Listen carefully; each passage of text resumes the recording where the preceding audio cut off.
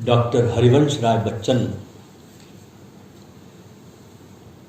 हमारे देश के बहुत एक श्रेष्ठतम कवि हुए हैं और सद्गुरु ओशो के भी ये बहुत अनन्य प्रेमी रहे हैं। उमर खयाम की रुबायत को पढ़ने के बाद उसमें इतने डूबे कि वहाँ से एक बहुत सुंदर रचना निकल के आई जिसे हम मधुशाला के नाम से जानते हैं।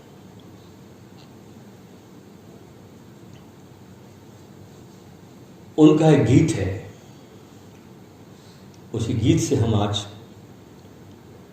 अपनी इस कुंडलिनी साधना की शुरुआत करना चाहेंगे। लिखते हैं वो, जब नाव जल में छोड़ दी, तूफान में ही मोड़ दी। जब नाव जल में ही छोड़ दी, तूफान में ही मोड़ दी। दे दी चुनौती सिंधु को, फिर धार क्या मझधार क्या। कह मृत्यु को वरदान ही, मरना लिया जब ठान ही। फिर जीत क्या फिर हार क्या। जब छोड़ दी सुख की कामना, आरंभ कर दी साधना। संघर्ष पथ पर बढ़ चले, फिर फूल क्या अंगार क्या। संसार का पीपी गरल, संसार का पीपी गरल। जब कर लिया मन को सरल, भगवान शंकर हो गए, फिर राख क्या श्रृंगार क्या। भगवान शंकर हो गए, फिर राख क्या श्रृंगार क्या। हमारे भीतर जो सुनते हैं हम कुंडलिनी शक्ति, ये शक्ति हमारे भीतर भौतिक नहीं है, पदार्थ का हिस्सा नहीं है।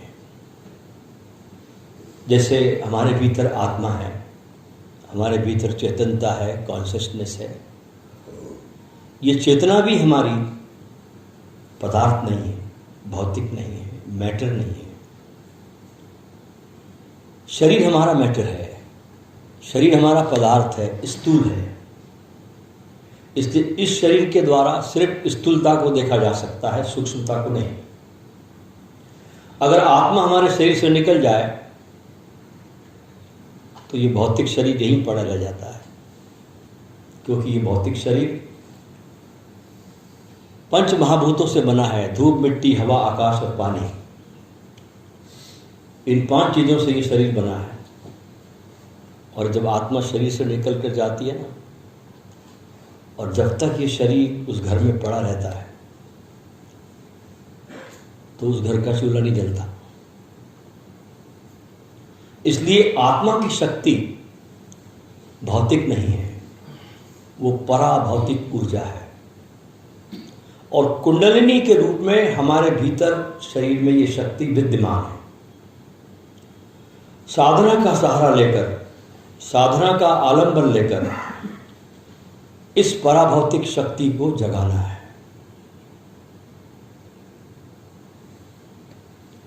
लेकिन संसार के भौतिक साधनों को पाने के चक्कर में हम भी पूरी तरह से भौतिक हो गए। उपनिषद कहते हैं कि हमारे भीतर 5 कोश है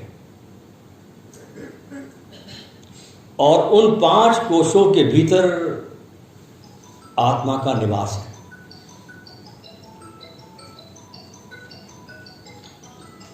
कृपा करके इस ध्यान कक्ष में आए तो इस बात का थोड़ा ध्यान रखें कि अपने मोबाइल फोन को सदा ही फ्लाइट मोड पे रखें, इस प्रकार सभा को डिस्टर्ब न करें।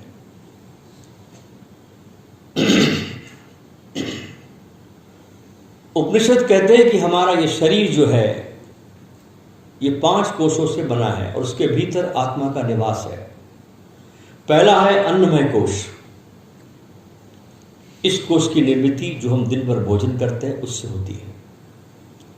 दूसरा है प्राणमय कोश, तीसरा है मनोमय कोश, और फिर है आनंदमय कोश, फिर है विज्ञानमय कोश, और इसके आगे जो ब्रह्मरंध्र है, जिसको हम सहस्त्रार कहते हैं, वहां पर आत्मा का निवास है। इन्हें कहना चाहिए कि 7 मंजिली मकान है आपका शरीर, और आखिरी मंजिल पे जाकर परमात्मा बैठ गया, ऊपर जाकर के।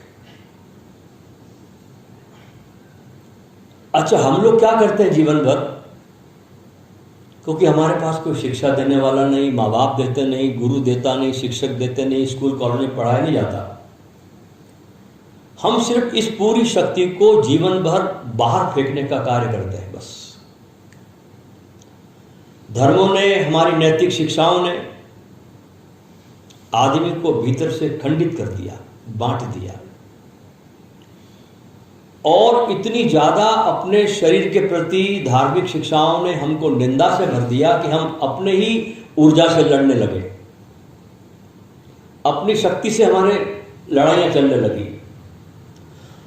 स्वयं के साथ ही हम संघर्ष में हैं, दूसरे की तो बात छोड़ दीजिए आप, हम अपने स्वयं के साथ संघर्ष में हैं। ऊर्जा का आपके भीतर प्राणों के द्वारा, आपके अन्न के द्वारा, आपके जीवन को चलाने मात्र के लिए ऊर्जा का निर्माण होता है। दिन में आपके दिन भर दैनंदिन कार्य के लिए जो ऊर्जा खर्च होती है, जो बचती है, उस ऊर्जा को आम आदमी संभोग के द्वारा, हस्तमैथुन के द्वारा, रात भर पोर्नोग्राफी की फिल्में देखकर स्वप्न दोष के द्वारा इस ऊर्जा को बाहर फेंक देता है। यदि कोई वास्तव में पर्याप्त रूप से बुद्धिमान है, इंटेलिजेंट है, संवेदनशील है, तो उस व्यक्ति को इस सब की निरर्थकता, फालतूपने का, अर्थहीनता का अनुभव हो जाएगा। तब व्यक्ति जीवन की अपनी इस उद्देश्यहीनता को महसूस करेगा और विचार करेगा कि क्या वह केवल ऊर्जा को पैदा करना और बाहर फेंकने का एक साधन मात्र है। पैदा करता हूं, बाहर फेंकता हूं, पैदा करता हूं, बाहर फेंकता हूं। इसका अर्थ क्या है? मेरे मौजूद रहने का अर्थ क्या है? क्या मुझे सिर्फ एक ऐसा यंत्र बनना है, मशीन बनना है कि जिसमें ऊर्जा पैदा की जाती है और बाहर फेंकी जाती है, जिसमें ऊर्जा पैदा की जाती है, बाहर फेंकी जाती है? क्या मुझे ऐसा यंत्र बनना है? इस बेतु की स्थिति को सार्थक स्थिति में बदलने का नाम है कुंडलिनी ध्यान योग। कि कैसे आप जो ऊर्जाओं को बाहर फेंकते हैं, क्योंकि जो ऊर्जा जब आपके भीतर होती है उसको निकास का मार्ग नहीं मिलता तो बेचैनी फील करता आदमी,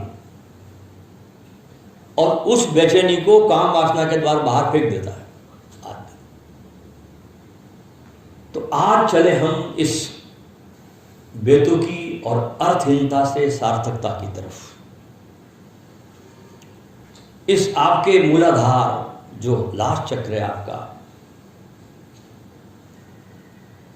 जिसे मूलाधार चक्र कहते हैं, ये आपके स्पाइनल कॉर्ड के सबसे नीचे के ऊपर चक्र है। ये देखिए, आपके शरीर में 3 नाड़ियों का जिक्र आता है, ईड़ा और पिंगला और बीच में सुषुम्ना। ये 3 नाड़ियां हैं। आपकी जो ऊर्ध्वगमन की यात्रा होगी वो आपकी सुषुम्ना के द्वारा होती है। ईड़ा पिंगला काम नहीं करती। ईड़ा पिंगला आपके जीवन को चलाने के लिए सूर्य और चंद्र नाड़ियां, लेकिन जो भीतर की जो मध्य में जो सरस्वती है, जिसे हम सुषुम्ना कहते हैं, उसके द्वारा आपकी ऊर्जा ऊर्ध्वगमन को जाती है। जैसे आत्मा दिखाई नहीं पड़ती, अगर डॉक्टर भी आपके शरीर को काटे और टेबल पर लेटाए तो ये कई नाड़ियों का जिक्र वहां मिलता नहीं, दिखती भी नहीं है। कुछ चीजें ऐसी है जो स्थूल है वो डॉक्टरों के पकड़ में आती है, जो भौतिक नहीं है वे पकड़ में नहीं आती। जैसे मान लो शरीर को काटा जाए और डॉक्टर तलाश करे कि शरीर में प्रेम कहाँ है, तो प्रेम कहीं दिखाई नहीं पड़ेगा उसको। लेकिन प्रेम है, हम जानते हैं कि हमारे भीतर प्रेम भी है, हम प्यार भी करते हैं।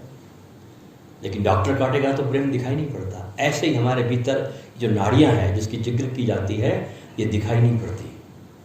तो इसको आज हम जागृत करने का हम एक प्रयोग करेंगे, बहुत खूबसूरत। देखिए 3 नाड़ियों का मैं जिक्र कर रहा हूं, ईड़ा, चंद्र नाड़ी, पिंगला, सूर्य नाड़ी, और बीच में बहती है आपकी सुषुम्ना। इसके द्वारा सारी मूलाधार से ऊर्जा आपको ऊपर की तरफ ले जाना है। एक तो ग्रेविटी है, नीचे की तरफ हमको खींच रही है प्रकृति की। प्रकृति का कुल काम इतना है कि आपसे संतति पैदा करती जाए, बस। इससे अलावा प्रकृति आपसे कुछ नहीं चाहती। हमको इस ग्रेविटेशन के खिलाफ जाना पड़ता है, और जब हम इस ऊर्जा को ऊपर उठाते हैं तो एक ग्रेविटेशन परमात्मा का भी है ऊपर। जब एक सीमा के बाहर आप आ जाते हैं तो वो ऊर्जा आपको स्वयं खींच लेती है, लेकिन उसको उठाने के लिए आपको प्रयास करना पड़ता है।